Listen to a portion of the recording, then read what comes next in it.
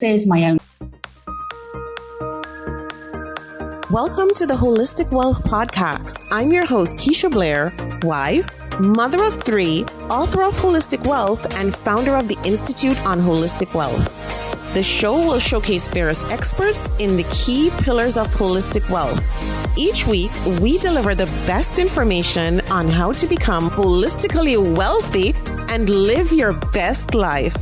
Today, we have a very, very special guest with us. We have Polly Alexandre, and Polly is a success and mindset coach. She's a money mindset coach, intuitive healer, and entrepreneur. And she's also the host of the Feminine Millionaire podcast.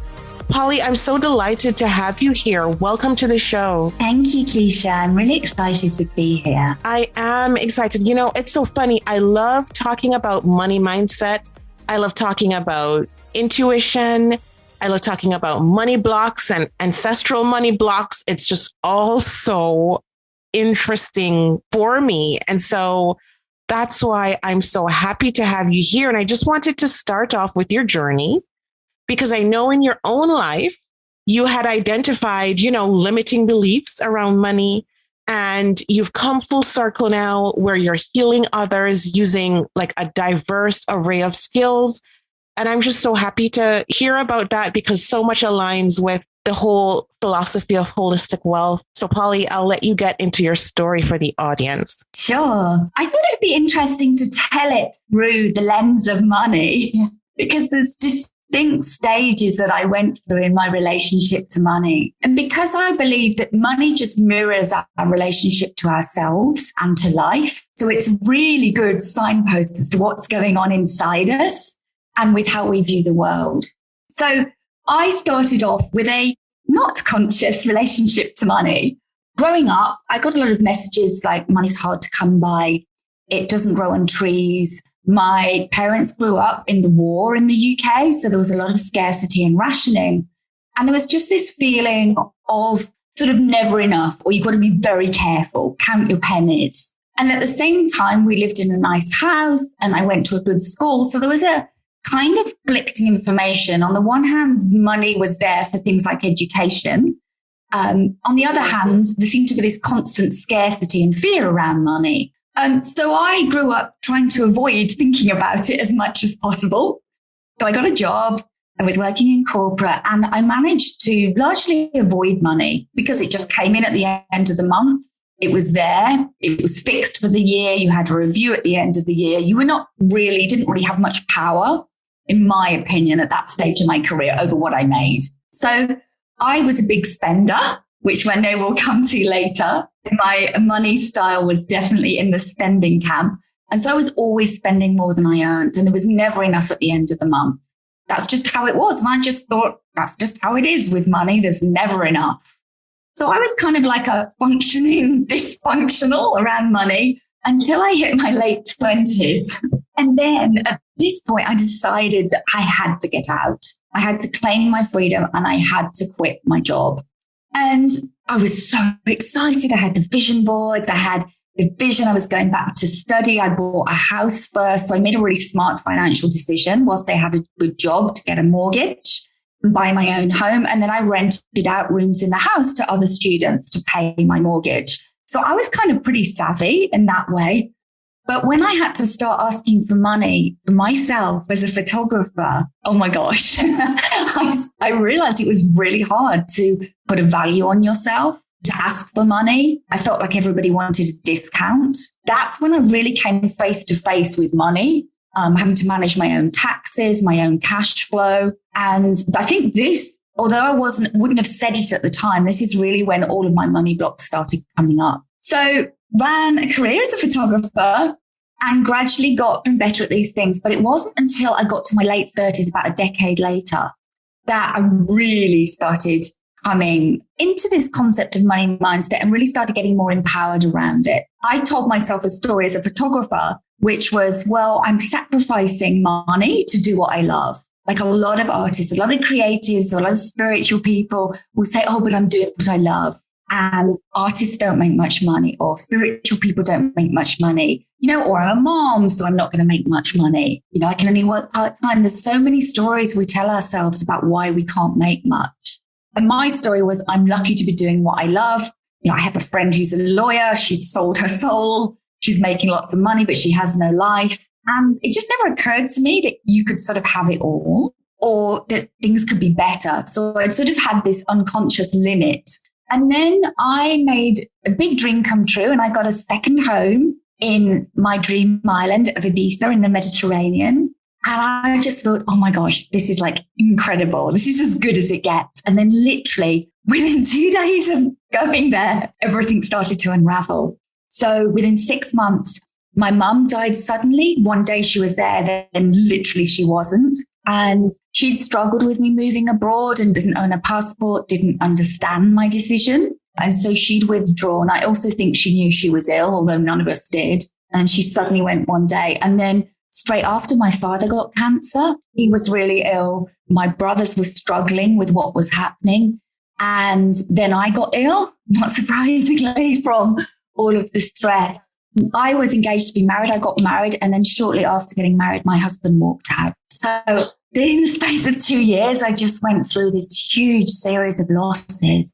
And you know firsthand the pain of grief and the journey that we go on. And it was compounded with me with money issues. And suddenly my partner had exited. I had a huge amount of financial responsibility, a fairly modest income.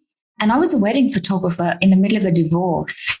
And everybody knew about my wedding. And it was really tough and it affected my business. I felt like I wasn't worthy of shooting weddings because my own marriage hadn't worked. I was on the journey of grief. My father was still alive, is still alive, but was still battling with cancer. And I really was in this place where I was very much alone. And that rock bottom, if you like, as I can now view it with hindsight, this was about 8-9 years ago. That rock bottom was really my turnaround. And it was from that place I thought, how am I going to survive? Like, I've got to figure this money thing out. I've got to find a way to clear my debts. I was living on credit cards. I've got to find a way to clear my debts. I've got to find a way to turn my business around. I've got to find a way to feel different. I've really got to figure this money thing out. And that was a big turning point for me. It was almost like that decision. I know you talk in your book about will. Somehow I found the will and I found the faith. I was like, I'm here for a reason. So I'm wanted. I have something to give. That's why I'm still here. And there has to be a way through this. And other people have done it and I can figure it out. And so it was those two things that really were my turning point. Wow. Such an amazing story. And as you mentioned, the grief and the loneliness and the loss, which is so difficult to deal with. And of course, for you, everything just compounded and just, in this short space of time. And it's so amazing, though, the transformation that can come from grief and the growth and just tapping into that purpose that you mentioned. And there's so many questions that I have, Polly, because you really introduced so many different parts. I just wanted to go back to the very beginning, just to ask you just a bit around the piece where you mentioned that your parents, was it that they grew up in that UK war or they experienced the war and that kind of shaped their money mindset, which was almost passed down? And I don't know if you could tell us a bit more about that war and what it was like for them and how it shaped you and kind of your feelings around that. So I can touch on my mother's side and my father's side. So my mother was actually in her mother's womb when they were in the air raid shelters, sheltering from the bombs. She would have absorbed her mother's fear. There's her mother, would have been my grandmother, bringing her baby into the world and, fearing for her life, wondering if she's going to survive with this destruction going around. This is in the 1940s in the UK.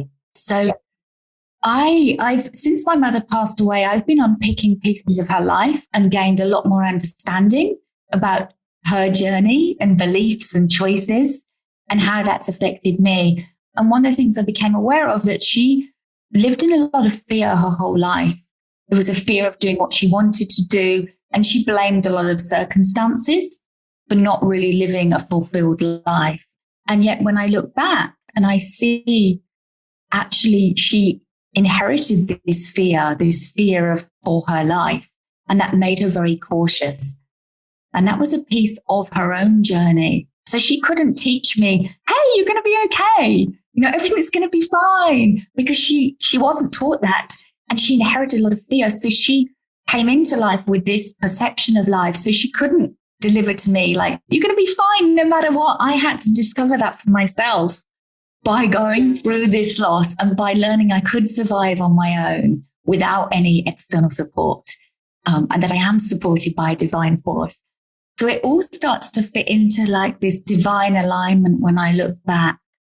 On my father's side, it's really interesting, actually, because I think that we pick up on things without realizing in our families. So he was obviously on his own health journey. He's in his 80s now, miraculously still going strong despite everything. And I was doing all of this work, learning about money mindset, studying, reading books. I went on an energy healing journey and started learning about the impact that our ancestors' experiences, choices, patterns has on us. And at the same time, unknown to this journey, he wrote me a letter. And I think this was when he was ill. And he said, I want to write you this letter. I know that we haven't talked about this, but I don't know how long I'm going to be here for. And I want you to know a bit about your history. And he said, you kids tease me about being a Scrooge or tease me about being mean, but you have to understand where I came from. My grandparents on my father's side, he said, they died when I was little, maybe 6 or 7. So I didn't really know them. They had a very hard life. So he said to me, your grandmother, my mother, he says, your grandmother was one of 13 children and they couldn't even afford a home. So they lived in the workhouse, which in Victorian Britain was a place like a factory, and you could go and live there for free in exchange for working. So they would feed you and give you somewhere to sleep, but the very bare essentials. And in exchange, you would work. So not technically slavery, but, not far off. So that was like his parenting. That's my grandparents. That's where they grew up. Barely enough food, barely enough shelter, real survival. And then he came in during the war. He also fought in a war, which he will not talk about. And he won't actually talk about his childhood. So I know little pieces, but I feel that it was very hard. There was possibly abuse. There was definitely poverty and potentially abandonment. There were some really big themes around safety and survival that played out.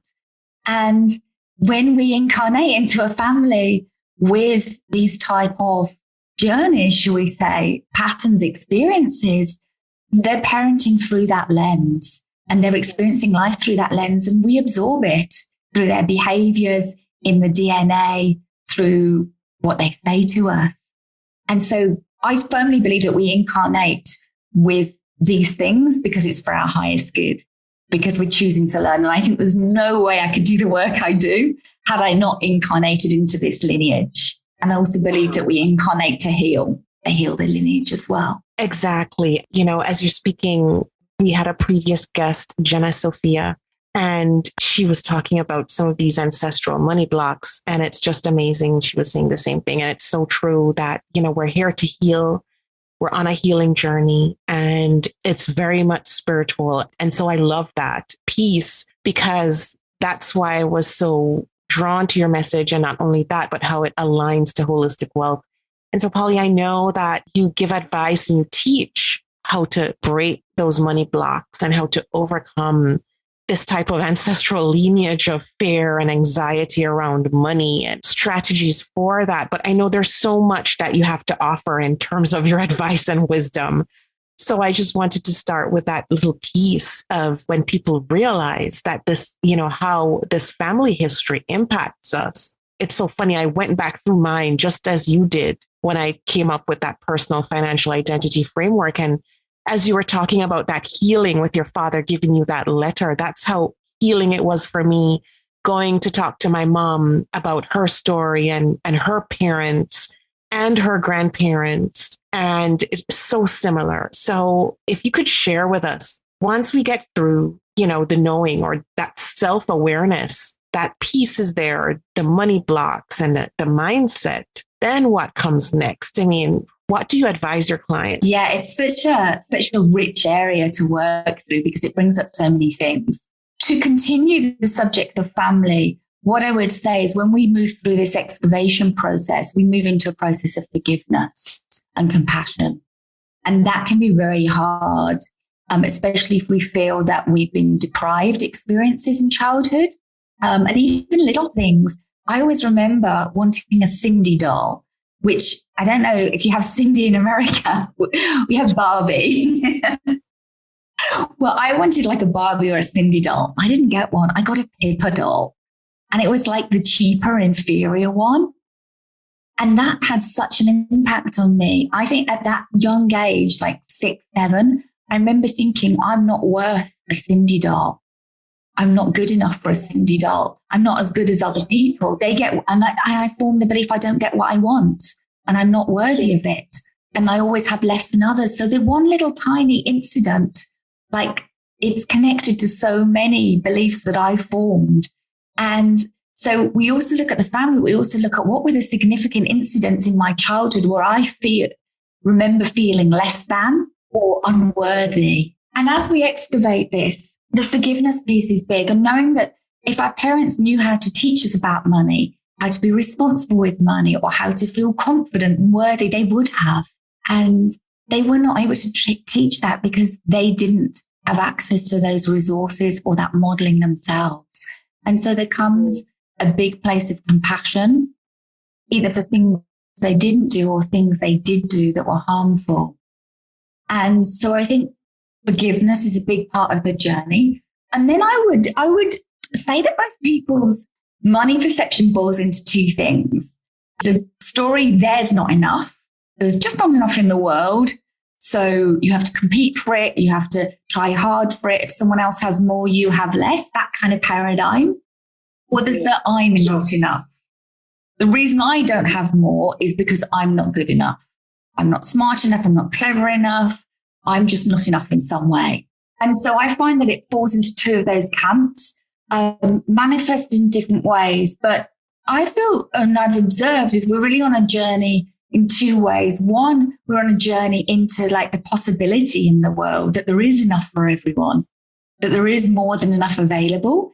And we have to strengthen our connection with God or the universe or source energy to really start to tap into this infinite possibilities that are available to us, to experience life, to offer our gifts, to earn abundantly through our gifts, to give to others, to experience what we really want to. There's more than enough. And then the other journey that I feel everybody goes through is the journey around our worth, around that we're enough. And so often we can tie self-worth to our net worth. And I find when I'm supporting people on a money journey, they need to increase their own self-worth, but they also need to detach it from their net worth because it's such a trap to get into. The more I earn, the better I feel about myself. And I've definitely been in that journey. Like, I feel really good because I had an awesome month. And then the next month, you don't make any money because the entrepreneurship is like a roller coaster and it's always changing, ebbing and flowing. And then you can feel terrible about yourself because you've tied your self-worth to your net worth. So you haven't made money or didn't score that deal or you didn't make a sale. And so suddenly your self-worth connects. So one of the most things we need to do is to work on our self-worth. So we need to both increase our self-worth by getting more tuned into our skills and talents and by really the contributions we make and by treating ourselves with more compassion. But we also need to detach our self-worth from net worth. I'm sure as an entrepreneur, you know what it's like when we have an amazing month and we feel really good about ourselves because we created a lot of wealth or a lot of money, made a lot of sales. And then we have a month that doesn't go as we hope, doesn't go as well. And then we can feel really bad about ourselves. And that's because we've unconsciously attached our self-worth to our net worth. So it will go up and down depending on how much money or how successful we perceive we're being in business. And so one of the really important journeys is to detach the self from the net worth. And it's not easy. It feels good to make lots of sales. It feels good to be helping lots of people or contributing in a big way or getting a bonus, things like that. Ultimately, we're moving to a place where we truly believe and kind of embody that we're not our conditioned worth, which is our job status, income, our possession, our lifestyle, our appearance, our home. Those are things that we can enjoy, but they're not really who we are as a being, as a divine being, as a being that's here to contribute to the world. That's is our gifts. Absolutely. And it's so amazing. It's so aligned with the message in Holistic Wealth. In chapter 5, The Incomparable You, there's a paragraph about defining success on your own terms. And it talks about the very things that you're talking about too, not necessarily just, linking your self-worth to your net worth and material possessions, but mostly around how we can move humanity forward or unique contributions. And so that's so amazing and such an important lesson too, to remember. And especially as entrepreneurs, as you said, because it's so true. Every month is different. I found there's no 2 months that are the same, and it has no bearing on our productivity levels, on our, ability to bring in sales or anything like that. It's just how things are.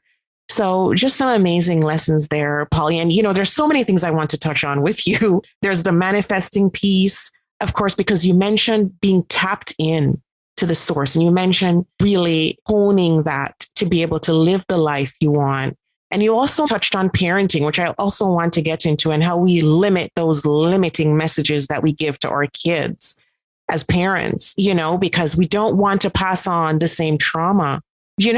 Even when there's more resources, we're still saying the same thing because it's so written into us. Like, money doesn't grow on trees. It's hard to come by. And even when we're living a life of abundance, we're still preaching that scarcity. So I'm like, well, how do we change that narrative with our own kids? And again, and this is 2 questions that I'm just throwing out there. And of course, there's also the piece of manifesting an abundance and really being tapped in so we can manifest that life that we truly want. So I'll let you answer those 2 pieces, because those were 2 big pieces swirling in my head as you spoke, because I'm a parent of 3.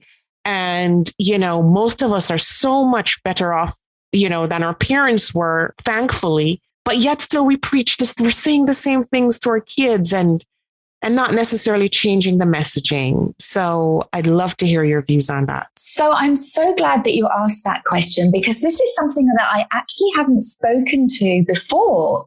And there is so much negative communication and programming around money in the collective, in the news, in the media. There's a lot of fear and scarcity and lack messages put out. Obviously, the news thrives on delivering drama and bad news. So they never say, hey, guess what? This company's made all this money. They always put a negative lens on it, ripping off shareholders or billionaires. There's always, whatever the money is, a lack of it or too much of it, there's always a negative lens. So I think that we're just all exposed to this. So as parents, you have a really powerful role to play in putting options on the table for your children. You have a choice how you view things here. That's one reality. That's one way to look at it. And I'm going to show you a different way. So there's a few things I've seen my clients do with children, which work really well. One is to do a vision board with your kids, or maybe you make them together and they can make their own. What would you like to experience in life? Where would you like to go on holiday? Or, what would you like you to, receive or create or experience, and getting them into a vision board, or doing a vision board as a family where everybody puts their things on. Second thing is teaching children to manage money, I think, so that they learn to save it and they learn the value of it, getting them to earn money through things. So my personal trainer was saying the other day, he's got a 5-year-old boy, and he said to me that his little boy wanted to do something. And he said, well, you don't have any money. And he said, well, how can I make some? And so he thought, okay, how can I make some money? And he said, well, what could you do for me that would help me? And he thought about it, his little boy. And he said, I think your house needs cleaning, Dad. He said, okay, well, in the morning, I'll pay you this much if you clean my house. And so he did. So he's getting into that concept of what can I give to others, in order to receive, and then I can do what I want to do. So he's starting to enter into that money flow. I give, I receive, I enjoy. Yes. And then I think teaching children to have fun with money as well, that it doesn't need to be heavy, that it's like an energy we can use. So an energy we can use, like maybe you want to like give some to someone. Who would you like to help? Or what cause would you like to support? Or what would be really fun for you to do? I mean, I was modeled by my mother that you shouldn't spend money on yourself. And she always felt really guilty.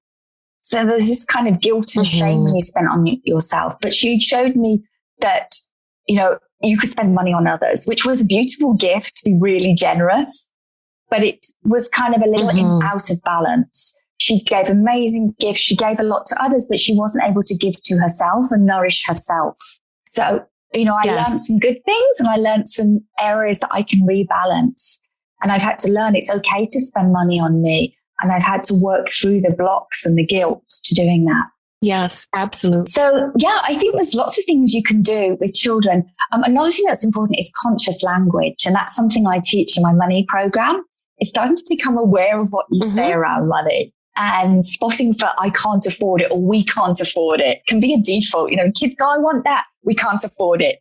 And it's just like a default. And the truth is you could afford it usually, but we want to start like using more conscious ways of like, okay, well, like how could you afford it? Like what could you do? Like my trainer with his little boy, or how could you save up for that?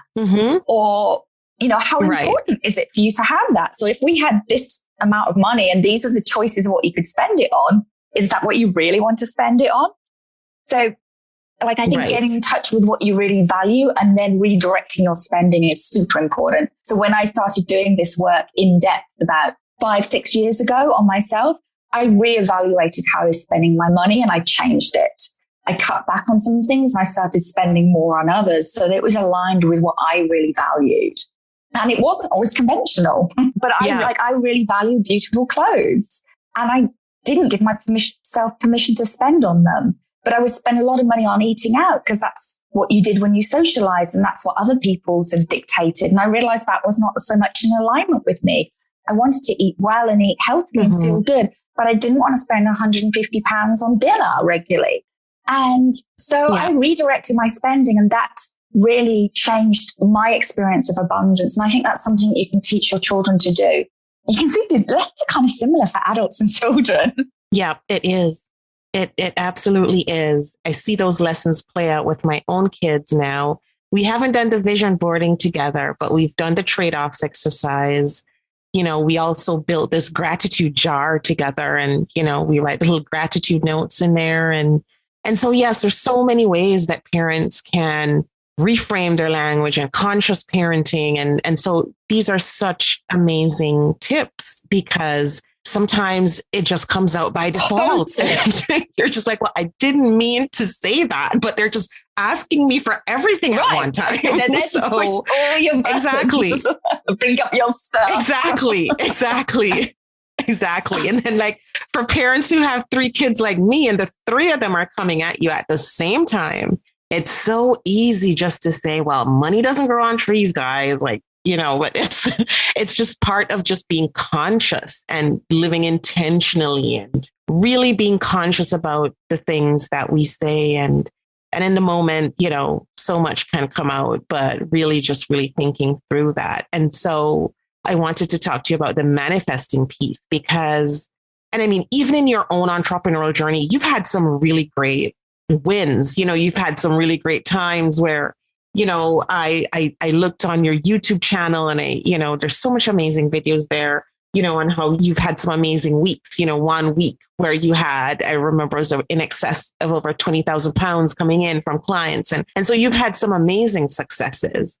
And it would be great to hear, in terms of the manifesting piece and how you're tapped into your, divine purpose and how you use that to have a successful business, especially when, as you mentioned, it's divine, it's spiritually driven. And so many women struggle with selling their services and marketing their businesses. So I know that's a lot wrapped up there, but it sure is. And it actually touches on some of the things that we've already woven into this conversation. So earlier on, we talked about divine life purpose. And I think one of the things that has helped me create big money months So that £27,000 week, that was like in my first 2 years. And that was huge for me because that's what I used to earn in my old job when I last worked in corporate. And yes, it had been a while, but that number, like to make it in a week, what I used to make in a year, that was really mind blowing, that concept to me. I was like, oh my God, this is crazy. And then I had a couple of years ago, I had my first 6-figure month. And that was also a huge like glass ceiling breakthrough for me. And one of the things, touching back to our life purpose, one of the things is focusing on serving. And so really when I say to people, when people struggle with money or they're struggling to charge more, I'm like, just focus on serving, focus on giving. And you can't do that at the expense of yourself. But there was definitely a focus on how can I help people? What do my people need? And I'm taking people through a money journey, and then I could see what they needed next. And it wasn't what I was planning to create, but I was like, I can see what they need. And I had to really be willing to step up and be the person that could lead them, even if I felt not ready. That's a big thing. Not ready. Or like, who am I? Who am I to do this? I'm not that far ahead. Yes, absolutely. Like, I have all these money problems. So who am I to start teaching people about money? That was one of my things in the beginning.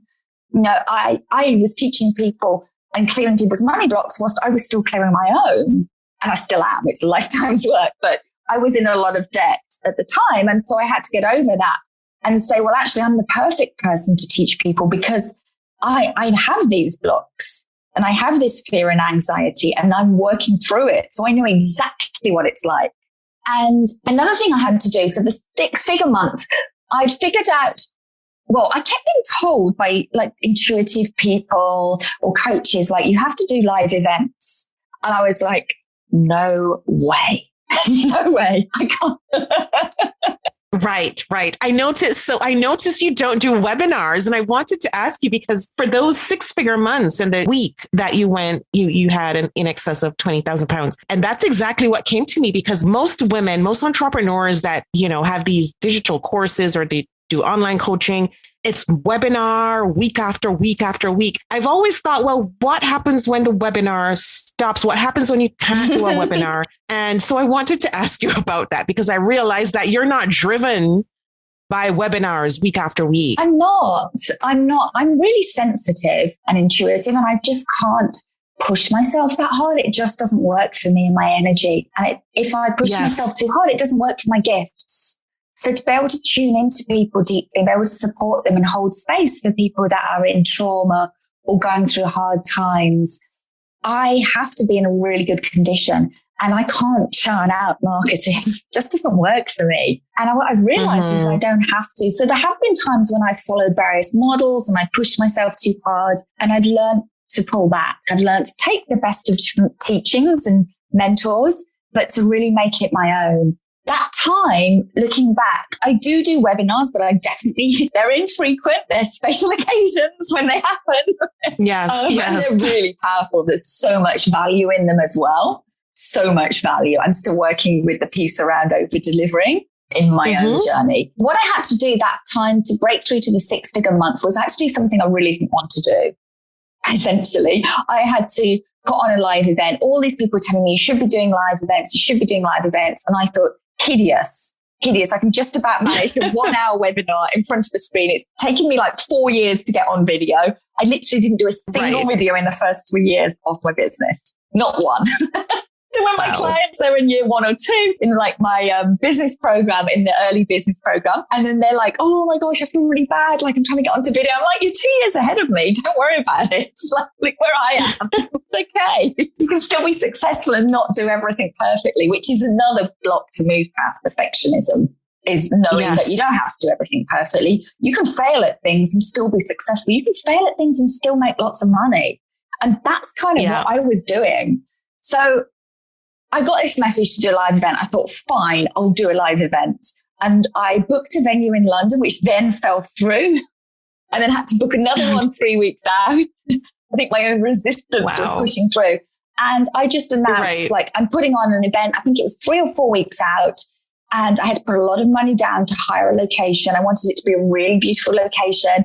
I wanted to put on champagne for everyone. I just really went for it. I wasn't thinking of how much money I can make. The tickets were, in fact, I gifted tickets to people in my money program. And then I sold the remaining tickets. And it wasn't about making money. I was like, I'm just going to show up and I'm going to deliver a whole day of clearing money blocks. And I'm just going to show up. I'm going to do my best. I actually hate that I'm having to do this, but I know that my purpose demands it. My intuition is screaming at me like, if you want to break through to your next level, this is what you have to do. I'd never put on an event. It was so much to do. You need so many people involved, filming to commission. There was just so much involved. But I just went for it. And what happened was we had people fly in from like over 20 countries. It was crazy. Wow. My clients who I'd been working with, they flew in from America just for this one day event. And they still talk about it now. They're still like, it was mind blowing. And so I showed up. I didn't have a script. I just stood at the front of the room. I had a few notes, but I didn't know what I was going to say. And I just channeled all day what needed to come through. I did energy clearings with everyone. We had discussions. We had we oversold. We had like 44 people in the room. There's only supposed to be like 40, I think. I snuck an extra 4 in, but that was the limit because I thought I might sell 10 places. I really didn't expect it. And I literally collapsed at the end of the day, like the stress of doing it and pushing myself so far out. But, you recover from that. It's not like a breakdown. Yeah, I was tired and I was emotional. I was like, oh my God, it was a release and a release. And that on that day, I offered an opportunity to work with me in a bigger container. And that led to 50, I think it was like 50,000 or 60,000 pounds of sales on that. Yeah, 50,000 pounds, about $75,000 of sales on that day. I had never sold in a room. I didn't even know what you're supposed to do. I just spoke from the heart. And I think when you're authentic and you really care about people and you're genuine and you're tapped into what your clients need and you prove that you can make a difference, I think that's when the money really flows. And so from that event, I had 75,000. And then I also did calls online with people and consultations to bring, I think there were 16 people I brought into my program. It was 10 or 12,000 pounds, so about $15,000. And so over that 4 to 6 week period, I brought 16 people into my first high level mastermind. So that was a big up level in so many ways for me, not just financially, but visibility. That's a huge money block you have to blast through. If you want to earn more money, you need to be more visible. I had to up level my self-worth and feel that I was worthy of leading these people. I was worthy of charging more. I was worthy of offering a bigger container. And I was worthy of holding space for people. I had to take a bigger risk. I had to risk putting the money down in this venue. I had to fly in to do it. I had to fly other people to support me in because I wasn't living in that country. I actually ordered really amazing champagne and it was in this incredible place. And I didn't order, the champagne was so expensive. And I just wanted to give everybody this feeling of being really abundant. And post their future abundance. And people remembered it and appreciated it and felt it. And it came back to me because when you spend from a true, authentic, genuine place, the money always comes back.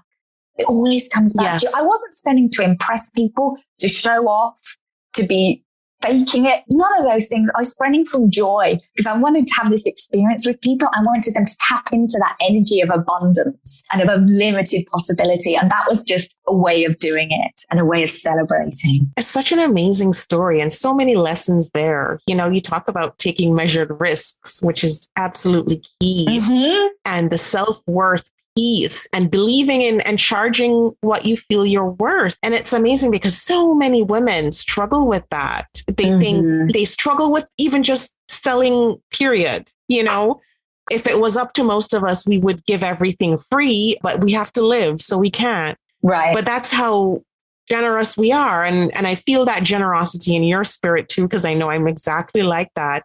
And so how did you deal with that for yourself, Polly? How did you charge your prices, feel confident, and get over that block that, this is what I'm worth and this is what I can charge. And I'm completely okay. And I'm completely okay with accepting that. Yeah, I think there's several tracks to this. So the first track we've talked about, which is diving into and clearing family money blocks and childhood money blocks and stories about, I'm not good enough or I'm valued on performance. I was given £10 for every A I got. So I learned that you have to perform to be loved. So there was quite a lot of programming I had to dive into around childhood as well as family. And so clearing that was one track. The second track was getting clear on my gifts, developing the gifts. So I did a lot of studying. So one of the things that's good about being a spender is I was super happy to invest in courses, training, mentors. I spent hundreds of thousands. I love it. I love learning. I'm always doing at least 3 courses. It's like my hobby. I do it for the joy of learning. And so that was something that really supported me, was investing in mentors that had done things before that could help me see the blocks I couldn't, but could support me and guide me in the process. So that was super, super important. I definitely couldn't have done it on my own because I had no models of entrepreneurship, no models of financial faith and abundance, no models of like, hey, you're going to be fine. No worries. The world's an abundant place. I had none of these models to come from. I kind of came in a way, in some ways I had a blank slate in that they didn't actively press any particular belief systems on me, but it was more unconscious through the messaging I got. But that was the second thing. And then the third thing, I think, is the action I had to take. I had to keep pushing myself outside my comfort zone and I had to follow my intuition. So I'd get an idea of like, I need to offer this. And I had to be willing to forget about me, not make it about me. I had to be willing to make it about the other people. Like, how can I help? How can I serve? And really put my own financial anxiety or worry or fear aside and know that my clients are not my source. God or the universe is my source. Yes, so absolutely. The clients are the channel for money to come through. It's like family's the channel, like the world's channels can come through many different channels. But I had to switch from seeing clients as my source than having that grasping energy of I need you because I've got to pay my mortgage and I need the money, which is so easy to slip into, to being like, like I'm here to serve. How can I help you? And I think we really inspire others by what we've created and by what we've overcome. So sharing my story about what I'd overcome, that was really inspiring for people. And that helped people see what was possible for them. So I'm really private. I'm an INFP, just the one that's like in the top 1% privacy focus. So it's not in my nature to share. I've had a number of experiences where I was seen and then I experienced like attack physically or emotionally for being successful in my past. So I've had to work through a lot of programming that if you shine, people are jealous of you or people attack you or people exclude you. So that's been a big journey for me. So I had to be willing to be visible, to share my story. I think those are the pieces that are coming through most strongly now. I think it's everything we've been touching on today, but those are the pieces that have come through that I really had to do to break through to that next level. And every time we want to break through to a next level, we've got to dig deeper and stretch further. Absolutely. And absolutely so much wisdom there. And, Polly, I know you took the personal financial identity quiz, and I'm so eager to hear your results and your thoughts around it. And of course, any insights you can share with the audience. Yeah. So I'm a maximalist, which totally resonated because that's how I live. Yes. I live big and I live bold. I think you have a phrase in your book that's a life well lived. And that so resonates with me because I've said, and I haven't always been able to say this, but for the last 10 years, I've always said it. If I die tomorrow, I've got no regrets and I never held back. Yes. And that feels so good. I have never held back from any experience that I wanted to have, from anything I wanted to study or try. I mean, I have more things to expand into for sure, but I've never held back because of money or because of being sensible or because of what other people thought.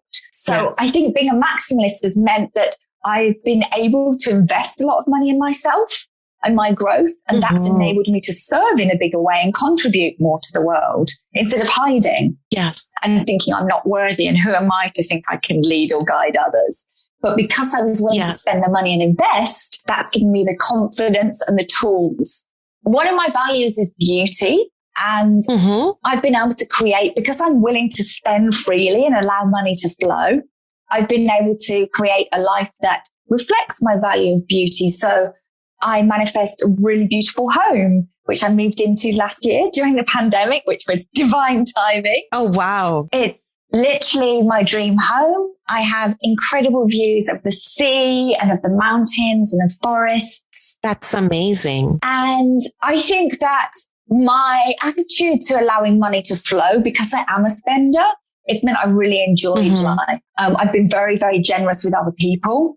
I've had incredible experiences. So before the pandemic struck, I spent 5 years traveling around as a digital nomad. So I'd go and live in Miami for a couple of months. I went to live in Beverly Hills for a few months. I went to live in the Hollywood Hills. I would just go and have these experiences working as I went. I was single, no children, no responsibilities at that point. So I was like, I'm just going to go and like experience life. And it was so amazing. Yes. It was so amazing. When the pandemic hit, I was like, oh my gosh, I get to have a rest. I'm finally grounded. And I know that was supposed to happen just on a personal level. I needed to slow down. I needed to stop.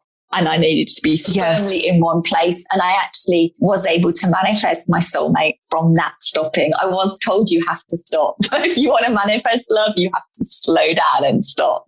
Wow. And that's true. Against all odds during a pandemic. So I think those are the upsides. Those are the upsides. The downsides of being a maximalist that I viewed, and it was really interesting to think of it like this. I got into a lot of debt because I was spending beyond my means, especially when I was younger.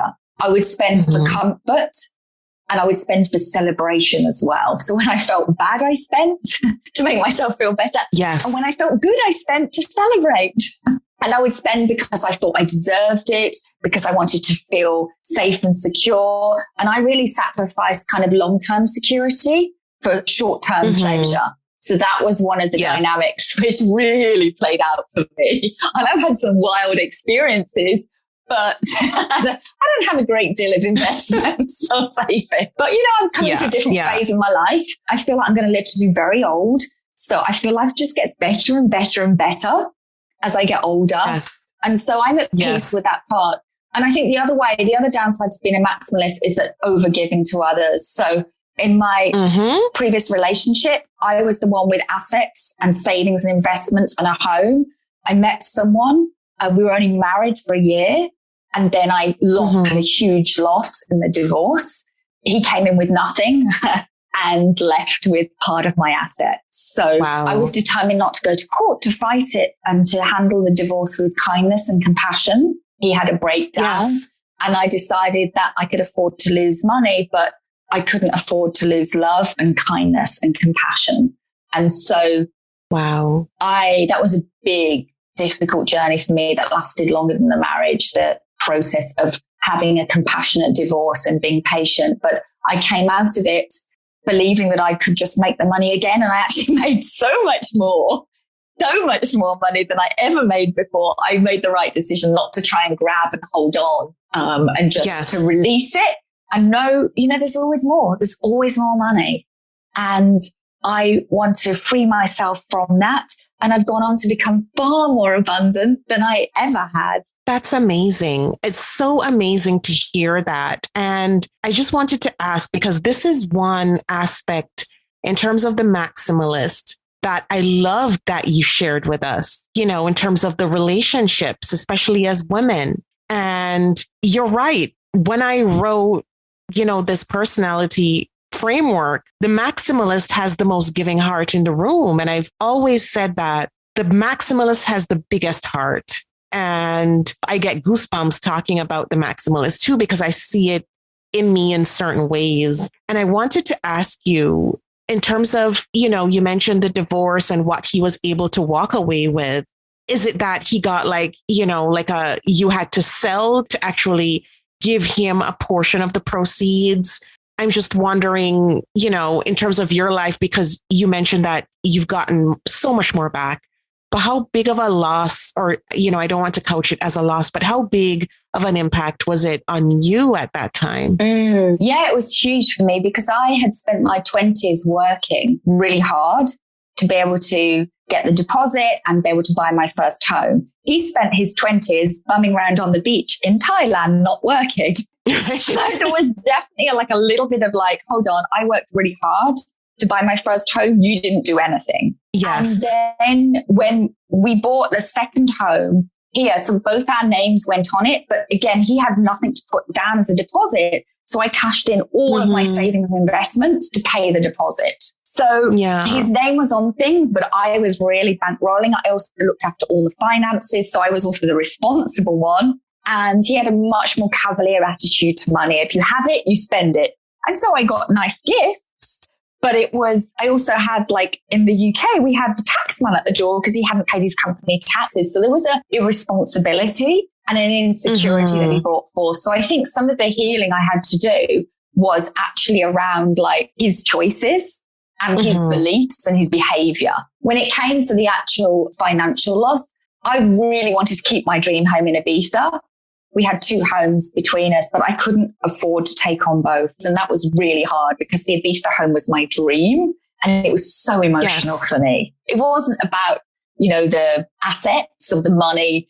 It was about the emotion that represented a dream. And I felt like my dream was being taken away. So we agreed eventually, it took 2 years, but we agreed a percentage split based on what we brought in. I don't think that either of us were totally happy because I don't think you ever are going to be. Because it's not about the money, it's about the emotions and the loss of love and all of the other pieces. But we agreed something that we both agreed to. And I was fairly happy. I just wanted to move on. So we did agree a split, but it was a big hit. It was a big 6-figure sum. And I had to sell my house to pay him. And so I had to reframe that. And my reframe was like, okay, so you can't afford to own a house here now.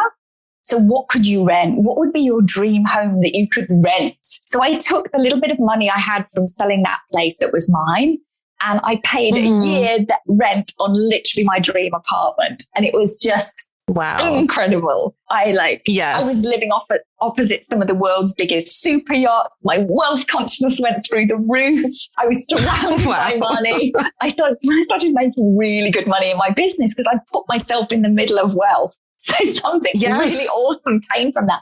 I was living in my dream apartment, in my dream area, surrounded by wealth, had an incredible lifestyle.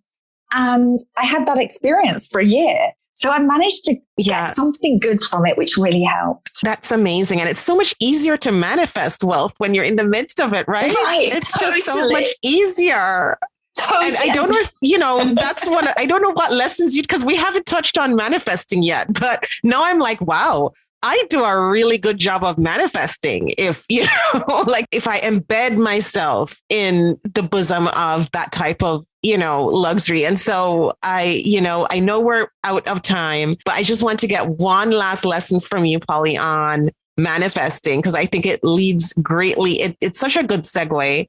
And if you have any last very potent lessons on how we manifest that life. I think we should carry on from the dream Ibiza apartment on that vein. So one of the things I say to people is, like, if you think about doubling your income, it's like, how would your life be different? Ask yourself, how would my life be different if I'd make twice as much money?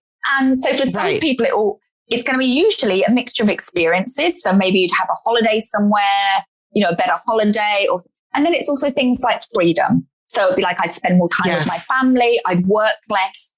And then I say, like, try and see how you can start embodying those things now. So that's what I'm in the middle of right now as I bring through a new up level. I'm like, okay, so if I had twice as much money, what would I be doing differently? I'm like, you know what? I wouldn't work as hard. And I would take mornings to myself, to personal development, for exercise, for creating. And then I would work probably from 12 till 7. And so I'm just starting to move into that now. That's what I did today. Wow. And then that starts to make me feel more wealthy and more abundant, which then means I'm at that vibration of wealth and abundance, which helps bring it in. So it's like starting to do these things that you want to feel, but starting to find ways to feel them now. That's the thing I would say, looking for ways to feel it now. So I used to rent apartments that I couldn't afford to own. I used to go stay in hotels for one night that I couldn't afford to spend a week in. So I would, I'd have that glass of wine that was the next level up. I start to do these small incremental upgrades and I start to figure out ways to feel more abundant now. That's amazing. And, this has been such an amazing chat. I thoroughly enjoyed it. And I'm sure the audience has too. So Polly, can you tell us where to find you on social media and your website? Yeah, absolutely. So on social media, as an ex-photographer, I'm all about Instagram. I'm all about the visuals. So it's at Polly _Alexandre on there. My website's polyalexandre.com. And I will also give you a link to share with your listeners to receive a free energy clearing meditation so that they can start to experience the power of this work. Mm-hmm. It's really gentle. It's so powerful. And it'll give you a taste of what's possible, what you can shift with that work. Okay, amazing. And so we'll put that link in for everyone to access that, which is amazing because I do believe everyone needs to do this. So thank you so much for being on the show. It was so amazing having you, and I thoroughly enjoyed it. Thank you, Keisha. It's been a brilliant conversation. Thank you so much for inviting me on and opening up such interesting avenues. I really hope it's been thought-provoking and inspirational for your listeners. Yes, absolutely. Thank you so much again for being here. Thank you for joining us this week on Holistic Wealth with Keisha Blair. Make sure to visit our website, keishablair.com, where you can subscribe to the show on iTunes, Spotify, or via RSS, so you will never miss a show. While you're at it, if you found value in this show, we'd appreciate a rating on iTunes, or if you simply tell a friend about the show, that would help us out too. Are you a member of the Institute on Holistic Wealth? If not, what are you waiting for? Go to Institute on Holistic Wealth /memberships to choose your membership plan and join. As a member, you get so many perks. Free worksheets, advice, coaching, and a member's workshop to design an intentionally designed life. You need to figure out your life purpose?